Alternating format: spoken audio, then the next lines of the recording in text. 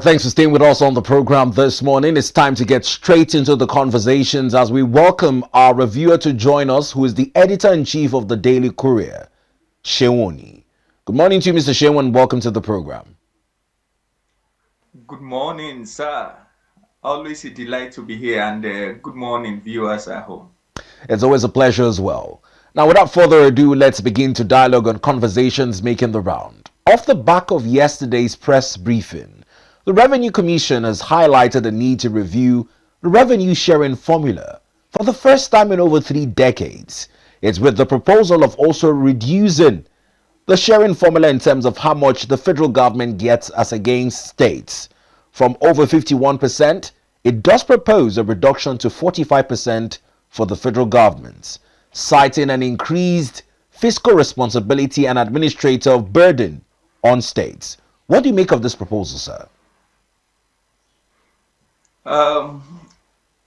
Quite overdue, and I think it's been an issue that has increasingly been in the public consciousness for a while. Many things have actually changed since the last time we had this current sharing formula that we're using, that gives a whole lot to the federal government, while the states and the local governments barely now have to keep tab with a few other things. So while we celebrate that, I think it's also quite trite to also establish that there will be a need for constitutional review so that some of the tasks and responsibilities that the federal government is actually handling can now leave what we call the exclusive list, and we now find it in the residual list, and some of them in the concurrent list can now be the responsibility of the state and the federal government, as it were. For instance, many people, and I think I also side with that argument, that you really do not have to give the majority of the resources to support agriculture domiciled with the federal government, which of course is the truth. The lands as it were today constitutionally are owned by the state government. There is really no federal land anywhere, except maybe you want to talk about the FCT, where you have the National Assembly superintending over the legislative duties of the FCT authority. But other states across the country, the governors are actually assumed to be the ones who have control over the land. Yet, the large chunk of the budget to agriculture just simply find its way down to where the real activities take place, and several issues as that. So the National Assembly is working on constitutional review.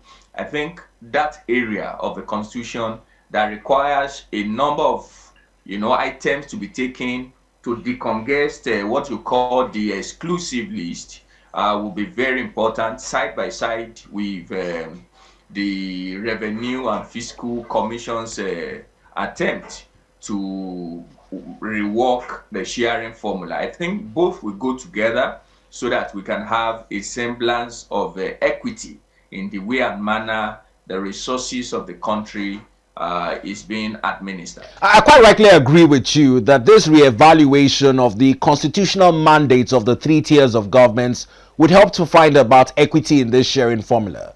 But as it stands, people continue to talk about a certain bias in resource allocations to the 3rd tier, despite the Supreme Court judgment. Do you think that a constitutional review at this point would fix the issues that continue to plague the financial autonomy of local governments? Well, will it fix it? I don't think so. But will it help to address some of the issues? Absolutely. Since the Supreme Court judgment that had now put a whole lot of spectacle and attention on the third tier of government, the local government, which of course is the closest government to the people, we are beginning to see a semblance of activity returning back to a number of the local government. And I can pick a few of the states as illustration. For instance, the past few months had seen the local government areas and the development areas in Lagos State, for instance, begin to get a sense of revival in terms of the statutory responsibilities that they ought to be performing. We are seeing local government and development areas commissioning roads that some state governors usually draw from fair to commission. We have seen some local government building medical facilities that I dare say certain state government would trumpet as a major project in their state. I also noticed that in a few of the local governments, or a number of local governments in Ekiti State, they are now taking on responsibilities that before now you have to find your way to the state capital. Not just finding your way to the state capital, you need to also be able to get your voice heard where it matters before tractors and graders are rolled to very interior part of states. That has really changed. We now begin to see periodic maintenance of local government roads. Though number of these roads are interior, and that's a good development from the verdict of the Apex Court. But you can't divorce the local government from the apron string of the state government. And when I say state government in this instance, I mean the governors who decide who gets what at the level of electioneering. And so the Supreme Court might have said that they are autonomous, but in practice, we have seen that majority, if not all, of the local governments are still tied to the apron string of state governors. And so that will limit how much they can do. But are we beginning to see some semblance of activity and a whole lot of push at the third tier of government like we have not seen in the past 2 decades? Yes, we have. And so that's progress. But can we do better to ensure that the leadership recruitment at that level is not just by appointment, rather than the will of the populace that will now reflect in these individuals working assiduously to change the tide, to reduce the level of poverty that has become a monstrous issue across the length and breadth of the country? Yes, I think we can do better. Now, it's also important to note that the pre-existing sharing formula had an earlier recommendation in 2022 when the then chairman of the Revenue Commission, Elias Mbam, submitted that the state governments reduce their share from, the federal government reduce their share from 52% to 45%. This would require a new law as well to bring that into effect. How do you underscore the importance of the role of the National Assembly, borrowing from what was done in the Night Assembly, to even begin to have these conversations on the need to review the sharing formula as stipulated by the 1999 Constitution? I think it's a conversation, like I said, it's really not a new conversation. And the beautiful thing in the whole of this conversation about rejigging the revenue sharing formula is that the federal government, who in my opinion will bear the largest brunt of the changes, have never hid their admiration for that type of changes. They've always welcomed it since we've been having this conversation. I think apart from the Goodluck Jonathan era, uh, there have always been a very positive posture in terms of the demeanor of the federal government to possibly reducing their share from what it is now, above 50%, to something below 50%, so that state and local government can have more resources. They've always welcomed that with open hands. But like you also rightly surmised, the legislatures, of course, we have to put their acts together and make sure they pass a law which supports that. And I really don't think the National Assembly as we have it today, we have any issue passing a law to that effect as soon as the Revenue, Mobilization and Fiscal Commission completes its assignment after wide consultation across the 3 tiers of government. Having said that, we have seen in the past 1.5 years where more resources have now gone to the purse and coffers of both the state and local government, especially the state government. On the average, the revenue that has gone to each of the states had actually tripled. In some instances, their revenues have gone as high as over 300% in some states. But there is a general consensus among Nigerians that we are yet to see a commensurate amount of infrastructural stride and intersectorial, what you call intersectorial interventions across the state. And that is an indictment on governors. The question that will be on the lips of well-meaning Nigerians, if not majority of Nigerians, is that even if this revenue sharing formula is adjusted in the favor of state governors, that simply means apart from the revenue-driven increase in their coffers, we will now have the revenue ratio dimension to it. So that means the increase in their resources will not just be lateral, it's going to be also horizontal.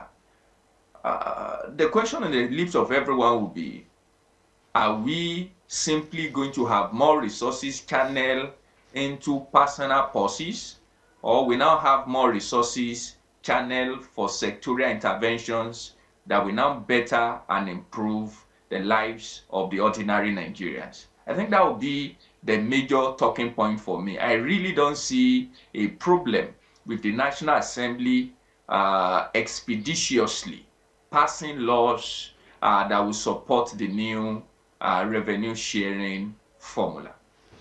Now, quite brilliantly put, is a conversation which you do not see the National Assembly shying away from.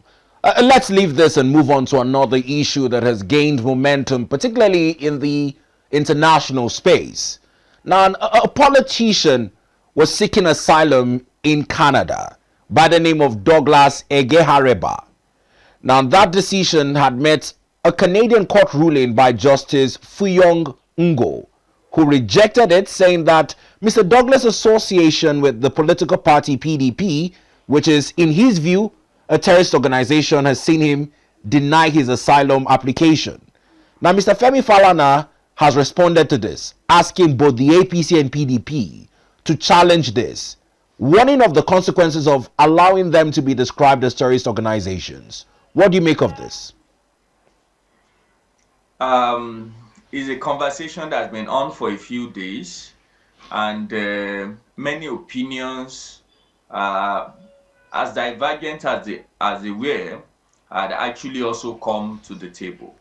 But let me speak to the opinion of the highly respected lawyer, my uncle, by the way. I think his opinion seems to be a bit rabid. I use that word very cautiously because a respected legal luminary in the stature of Femi Falana SAN, of course, shouldn't drag Nigeria into the type of statement he reduced us to. Canada, by the way, with all respect, I think has no sovereign control in whichever way you want to talk about it over Nigeria.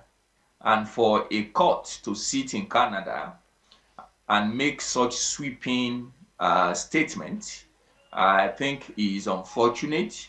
I would like to call it a judicial overreach.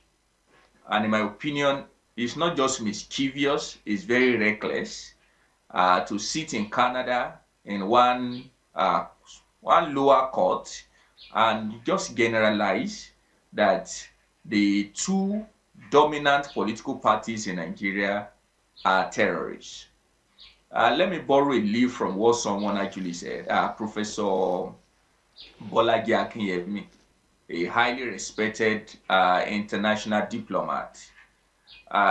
He said, for instance, the United States, the UK, France, who are great partners of Canada, he now singled out the United States, that both the Democratic and the Republican-led government for many decades have just sat in US, ordered the killings, ordered, very draconian interventions in other sovereign states. No judge dares sit in any country and call the Democratic Party or the Republican Party in the United States a terrorist organization. You want to talk about the rigged election, they violently took, from people. Just tell me one of these things that is close to what, for instance, the Republican-led Trump government is doing, backing Israel in the near annihilation of Gaza. What can be more terrorist-oriented than that? But no judge will sit because of the towering status of the United States. I think it's an insult on us as a country, and for senior lawyers to now sit down and be validating or tacitly suggest that that is the right thing, I think it's regrettable, and it says a whole lot about our sense of patriotism. Initially, I took it as a beer parlor banter, but people really don't know how diplomacy works. But when I started seeing someone in the class of Femi Falana say such thing, it simply means we really don't respect our country. And I'm not surprised why everything is usually thrown at us. Now, Mr. Seun, it is how you present yourself that others also will take you. So it's sad, in my opinion. Now, Mr. Seun, despite the disparity in terms of geographical locations from where this judgment is emanating, it has undoubtedly cast a damning spotlight on the activities of Nigerian political parties. Now, words like subversion of democratic institutions, voter intimidation, election violence were part of the Canadian judge's statements while he was making a reference to the Immigration Appeal Division in sort of its report on the activities of the Nigerian political parties. Now, whilst we cannot disagree that it has some overarching spotlight effect, it's what we can do in response, other than probably make the rhetorics as made by the respected human rights lawyer and senior advocate of Nigeria, who also submitted that the Nigerian political parties engage with immigration lawyers to avoid the revocation of visas granted to certain political class, possible deportation as well, and a blacklisting. Do you see these engagements of immigration lawyers in line with the Immigration Appeal Division and this judgment upturning whatever judgment has been passed thereby? I think it still speaks to what I'm talking about. Why? Let me take us back again to the analogy I drew. Let's pick the US. Yesterday, it was in the public, it was internationally televised. The engagement between the US president, Ukrainian President Zelensky, and a select European leaders at the White House. We saw the president of the United States admit that there were voter suppression using the mail-in ballot system by the immediate past administration. And he has stuck to his gun, that the election that he lost before this his current victory was subverted. It was clear. So to now single out Nigeria in the way and manner the Canadian court wants to single us out, I think for those who don't follow international politics, people usually assume that those electoral infractions have now become the DNA of the Nigerian politicians. No, it's just in the nature and the character of politicians everywhere. I agree with you. This voter intimidation is obtainable across borders, be it in the US, be it even in Canada, as it were.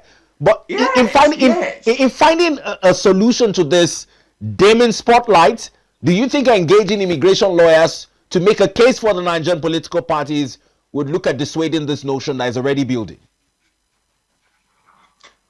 All right, let me tie my submission to what you just asked now. The fact that our politicians now go using backdoor channels, hiring immigration lawyers to see how they are not deported and all of that, tells you why a Canadian court can say the things they've said about us. We have leaders who are not patriotic, who will say one thing and we do a different thing. Okay? They wanted the beautiful atmosphere, reception, good health, good medical system, educational system for their wards in Canada, but they don't like what their judges and what their court will say about their performance at home. But you don't see that in other climes because they really don't have anything to lose. But as I speak to you today, the average Nigerian governor will want to go to Canada, France, US for medical tourism, all their wards school there. So anything they say is taking more like the law because they need these climbs to drive their own personal progress, even though they deny majority of Nigerians at home. So I really don't think hiring an immigration lawyer to answer your question is the way to go.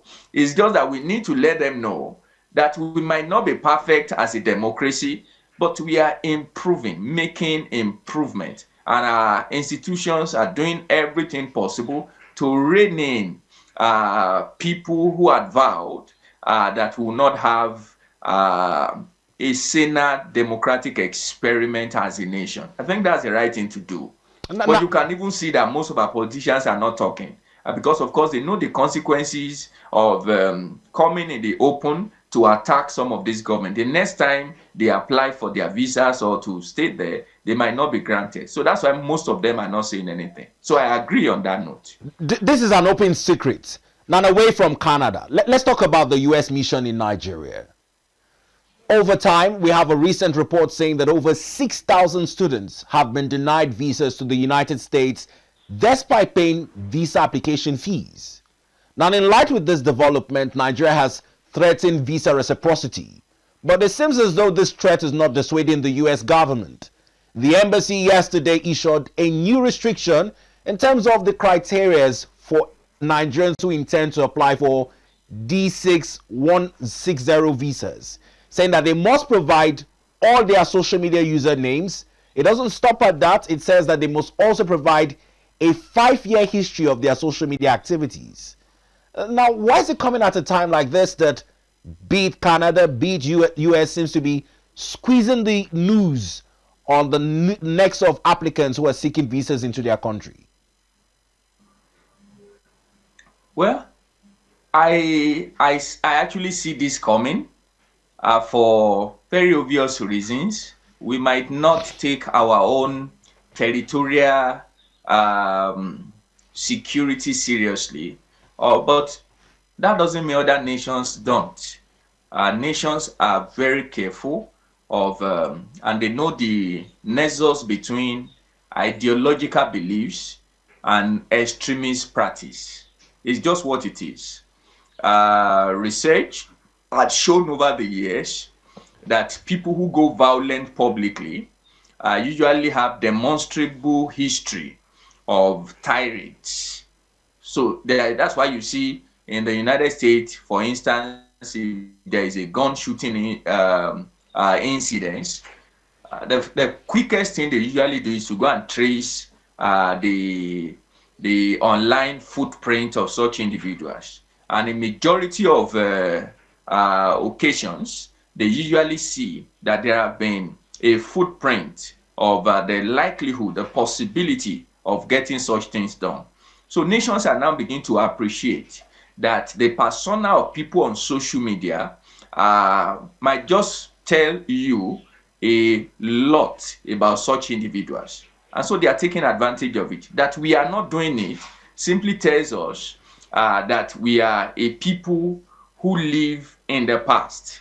But developing nations are not like that. They work with research, So I really will not tie that with some of the diplomatic issues we are having. In my opinion, all Nigeria needed to do is also ensure that you find a nexus between some of the extremist practices we are seeing. For instance, a few days ago, the federal government announced the arrest of two highly, senior terrorist leaders.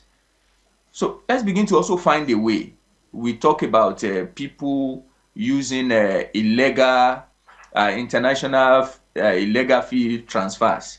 Now, can we also begin to see the relationship between people's social media engagement and some of the tendencies that they have? So let's also introduce that into maybe the condition for granting people visas and all of that. That might also help us make a headway in the insecurity that has bedeviled virtually every part of the country. So it's just a new trend. Mr. Seun, you have quite admitted that we might not be at par with the wider world in terms of fashioning out visa rules. But should we always wait for the US to be the first to lead and then we now look for interagency meetings to fashion out a response to their visa rules? Unfortunately not, but that's the reality we have found ourselves. I think for me, that is largely in part because the leadership of our what we call the Foreign Affairs Ministry today, is majorly in the hands of politicians. It's maybe the incumbent Minister of Foreign Affairs, I'm aware, he used to be a career diplomat. But that was not the case before now. You've had people who are not career diplomats manning the affairs of the Foreign Affairs Ministries. So it will always show in the policy bent and direction of the country. So we need to take our diplomatic initiative seriously. So let's put round pegs in round holes, and we'll begin to also see the right result. Now, the 9th Tokyo International Conference on African Development, TICA 9, is on the way. Images across social media show President Bola Ahmed Tinubu upon arrival in Tokyo, Japan. It's talking about opportunities for African development. What's the significance of this visit? I remember the opposition were quite not pleased with the number of foreign trips the president has made following his 2 years in office. What is significant? What is significant is that we pride ourselves as the most populated country on the continent, but when it comes to economy, we are not the most dominant. What is actually in this for us is that the investment from Asia to the continent of Africa is ramping up greater than any other part of the world, greater than Europe, greater than America. and we need to have a voice at the table. What's important for us, the infrastructural gap is daily just becoming a hydra-headed headache for us as a country, and we must find a way to sort it out, or else it will be worst in the next 2 decades. So these are the things and many others that are important for us as a country. And if we begin to sit back to just politic, I did a response, though ordinarily I wouldn't have done that because it's someone I admired a lot, the former governor of Ekiti State, Kayode Fayemi. He did a rebuttal to some of the people who said that he's trying to wear double face about the removal of fuel subsidy, because he delivered the lecture sometimes ago, years back, and he said that the government in power actually played politics during the Jonathan era about fuel subsidy removal, and it was just politicking. They at the time actually knew that removal of fuel subsidy then was the right thing to do, and so people came, attacked him and things like that. So I was just trying to, in my reply to him, I also told him that he has to admit the fact that he was merely politicking, and that's just what it is. Politicians, we have to politic. That is their own calling. So when they see the president traveling, even for the right reasons, they will have every reason to talk. If they don't talk, then everyone will start insulting them that they are lame duck. They are really not doing anything. But to put it as it is, the president needs to be in that meeting. And why does he need to be in that meeting? Nigeria will be the better for it.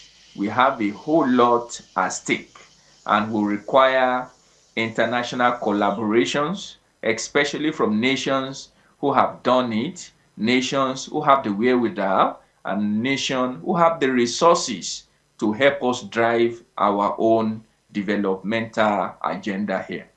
Now, one of those nations might be our former colonial masters, the UK. The British High Commissioner to Nigeria, Richard Montgomery, had quite a number of phrases to sing for the renewed hope agenda of President Bola Ahmed Tinubu quite recently, where he lauded the reforms and promised to strengthen trade relations. It's also coming at a time when the DG of the WTO has commended the president for stabilizing the economy. Or whilst we might look at some of the indices guiding our budget implementation and be concerned over it, can we actually say that the economy is being stabilized? Can we actually say the economy is being stabilized? Yes, that's to answer your question, I think the figures say so. Our unemployment figure, our inflation figure, especially when you look at the price inflation, which of course is the usual variable that determines the overall direction of our inflationary figure as a country. Because what happens to the price of food impacts virtually every other thing in the economy. So that's why the price induced inflation is usually captured separately when the data, inflationary data, are released. So the figures have shown improvement across about 3 to 4 quarters. And so in economic terms, that is a serious improvement. And we can pick on other indices also. You are looking at the exchange rate. You are looking at our trade figures. The numbers really show. Where the concern really is the direct impact on the lives of the citizenry. Like I was told in elementary economics in the university, there is a whole lot of difference between economic growth and economic development. economic growth most often will be shown in what some of these things we have read out in the statistical figures and the rest of them. So you can actually have economic growth without economic development. Development is now the impact of the growth in the life of the citizenry. So to answer your question, do we have economic growth? Yes. Do we have economic development? I will say not yet. But I must also quickly add that a precondition for economic development is economic growth. So that means as a country, we are on the right track. And that was exactly what the WTO chairman clearly pointed out. We have seen the growth in the figures, in the numbers. We now need to now see the impact of this growth in the lives of the ordinary Nigerian. That means we now begin to see more people leaving the unemployment pool and joining the employment pool. We need to now see the prices of goods stabilizing across board. We now begin to see the purchasing power of the average Nigerian ramping up. We need to start seeing industries now coming back and running effectively, which of course we have the domino effect of more people being employed. So these are the issues. So are we on track? Yes, we are on track. And the figures suggest so. Now, Mr. Sherwin, let's move on to other items so we can discuss a few more before time is not on our side. Bringing it back to the FCTA, the minister has dismissed contract awards in light of the most recent protest by local contractors over a certain 5 billion naira debt. I know there's been a lot of call on media practitioners, much like yourself, to ensure accountability with regards to public finance management. Now, the FCT budgets over time have been some subject of controversy, and without the instruments that help journalists much like yourself and other civic actors monitor transparency in that regards, discussing this alleged 5 billion naira debt and contract awards remains to be a Herculean task. How would you, as an ardent journalist, pursue the course of these local contractors in terms of the genuine sense of whatever debt is owed to them? I really, I'm actually at a loss of words here, because this seems to always prop up in the dealings of our political leadership with this seeming dichotomy in the way and manner they handle contractual obligations between our local contractors and their foreign counterparts. I've seen that again and again, and it resonates very well. My late dad, on a few occasions, I've had to handle not major contracts, maybe what you call culverts. My dad handled a few of them for the state government at the time. And for several months, he will practically be bemoaning the fact that he borrowed money from somewhere to put into the contract, and now he has finished executing it 6-8 months later. They have actually not reimbursed, paid them as promised. So I see it as a recurring issue. But what you will hear when they go to inspect sites of foreign contractors, like the big guys, you will hear something as, we have paid them 40% upfront, and they have really not done enough job to justify the amount of money we have given them. And so I really don't know why they do that. Maybe there will be a need to do more studies to know why that really happens. Maybe it's a distrust issue, or underlining that might be the type of contractual obligations that our local contractors go into that the foreign guys will not tolerate, I think these are issues that we need to actually talk about. And in talking about that, we now need to have maybe an institutional approach to it, because where you have individuals fighting for themselves, and that's the idea behind labor unions and labor organizations, where individuals go on their own to go and judge with government or government agencies is almost a no-show. The government and the government agency, we always muzzle them in that type of conversation. But when we begin to see an institutional approach, because I know that these local contractors, even if you are to deliver just one load of a granite as a local contractor, taxes will be deducted. You will also have to pay some other little tariffs here and there. So they are contributing, as it were, to the economic state of the country as a whole. So there must be an institutional way of handling this malaise, because it is not just a one-off affair. I can tell you that it happens. It's just because it's in the FTTA, maybe their voices are loudest. It happens across the entire nation, where you have local contractors doing supplies. And I mean, some of these resources are not so much. You hear a contractor saying they are owing me 10 million, they are owing me 15 million. But the foreign guys, they are in multiples of billions, and they will pay them their money. It's always the local guys who have little money here and there that they end up not paying. So it's concerning, but a whole lot should be done to really know why this is a recurring issue in our country. Well, this is quite thought-provoking, and we'll revisit these issues in a bit. But I'm afraid time is not our friend. But we must thank you for always taking our time to be objective on these national issues. We wish you the best of the rest of your day, sir. Thank you so much. Always a delight to be here, as always. Have a great day too. You too.